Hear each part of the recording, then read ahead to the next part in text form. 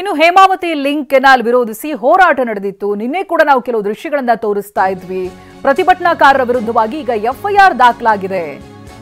ಗುಬ್ಬಿ police ಠಾಣೆಯಲ್ಲಿ FIR ದಾಖಲಾಗಿದೆ. ಒಟ್ಟು 11 ಎಫ್ಐಆರ್ ದಾಖಲಿಸಿದ್ದಾರೆ ಪೊಲೀಸರು. ಪೊಲೀಸರ ಮೇಲೆ ಹಲ್ಲೆ, ಸಾರ್ವಜನಿಕರಿಗೆ ತೊಂದರೆ, ಸರ್ಕಾರಿ ವಾಹನಗಳಿಗೆ ಹಾನಿ, ಹೈವೇ ಬ್ಲಾಕ್ ಮಾಡಿರೋದು, ಇವೆಲ್ಲ ಕಾರಣಗಳಿಂದ ಎಫ್ಐಆರ್ ಅನ್ನು ದಾಖಲಿಸಿಕೊಂಡಿದ್ದಾರೆ. ನಿನ್ನೆ ದಿನ ಹೇಮಾವತಿ ಲಿಂಕ್ ಕೆನಾಲ್ ವಿರೋಧಿಸಿ ತೀವ್ರವಾಗಿ ಹೋರಾಟವನ್ನು ನಡೆಸಿದ್ರು. ಇದೀಗ ಎಫ್ಐಆರ್ ದಾಖಲಾಗಿದೆ ಪ್ರತಿಭಟನಾಕಾರರ ವಿರುದ್ಧವಾಗಿ. ಗುಬ್ಬಿ ಪೊಲೀಸ್ ಠಾಣೆಯಲ್ಲಿ ಒಟ್ಟು 11 ಎಫ್ಐಆರ್ ದಾಖಲಿಸಿದ್ದಾರೆ ಪೊಲೀಸರು. ಅದು ಪೊಲೀಸರ ಮೇಲೆ ಹಲ್ಲೆ ಮಾಡಿರೋದು ಇದೆ, ಸಾರ್ವಜನಿಕರಿಗೆ ತೊಂದರೆ ಕೊಟ್ಟಿರೋದಾಗಿಯೂ ಇದೆ, ಹಾಗೆ ಸರ್ಕಾರಿ ವಾಹನಗಳಿಗೆ ಹಾನಿಯಾಗಿದೆ ಅನ್ನೋದಾಗಿದೆ. ಅದರ ಜೊತೆಗೆ ಹೈವೇಯನ್ನ ಬ್ಲಾಕ್ ಮಾಡಿರುವಂತ ಆರೋಪ ಇದೆ. ನಿನ್ನೆ ಪ್ರತಿಭಟನೆ ಯಾವ ಸ್ವರೂಪವನ್ನ ಪಡೆದುಕೊಂಡಿತ್ತು ಅನ್ನೋದನ್ನ ನಾವು ಗಮನಿಸಿದ್ವಿ. ನಿಮ್ಮ ಜೊತೆ ಕೆಲಸ ಮಾಡಿದ್ದು ಬಹಳ ಖುಷಿ ಆಯ್ತು.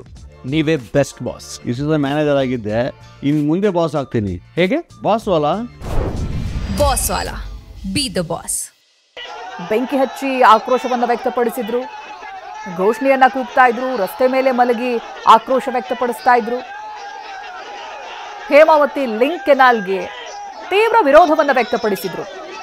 ಇದೀಗ 11 ಎಫ್ಐಆರ್ ದಾಖಲಾಗಿದೆ ಪ್ರತಿಭಟನಾಕಾರರ ವಿರುದ್ಧವಾಗಿ. ಆಸ್ತಿ ಪಾಸ್ತಿ ನಷ್ಟ ಆಗಿದೆ, ಸರ್ಕಾರಿ ವಾಹನಗಳಿಗೆ ಹಾನಿಯಾಗಿದೆ, ಸಾರ್ವಜನಿಕರಿಗೆ ಪ್ರತಿಭಟನೆಯಿಂದಾಗಿ ತೊಂದರೆ ಆಗಿದೆ, ಹೈವೇಗಳನ್ನು ಬ್ಲಾಕ್ ಮಾಡಿದ್ರು ಅನ್ನೋದಾಗಿ. ಇದೇ ಹೈವೇಯ ಮೇಲೆಯೇ ಈ ರೀತಿಯಾಗಿ ಟೈರ್ ಸುಟ್ಟು ಆಕ್ರೋಶ ವ್ಯಕ್ತಪಡಿಸ್ತಾ ಇದ್ರು ಪ್ರತಿಭಟನಾಕಾರರು. ಇದೀಗ ಇವುಗಳ ವಿರುದ್ಧವಾಗಿ ಎಫ್ಐಆರ್ ದಾಖಲಾಗಿದೆ.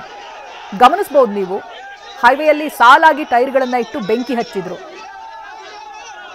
ಹೇಮಾವತಿ ಲಿಂಕ್ ಕೆನಾಲ್ ಏನ್ ನಡೀತಾ ಇದೆ, ಆ ಯೋಜನೆಯನ್ನ ಕೈ ಬಿಡಬೇಕು ಅಂತ ಇದಕ್ಕೆ ಕೆಲವು ರಾಜಕೀಯ ನಾಯಕರು ಕೂಡ ಸಾಥನ್ನ ಕೊಟ್ಟಿದ್ರು. ವಿ ಸೋಮಣ್ಣ ಕೂಡ ಕೆಲ ದಿನಗಳ ಹಿಂದೆನೆ ಒಂದು ಪೋಸ್ಟ್ ಅನ್ನ ಕೂಡ ಮಾಡಿದ್ರು.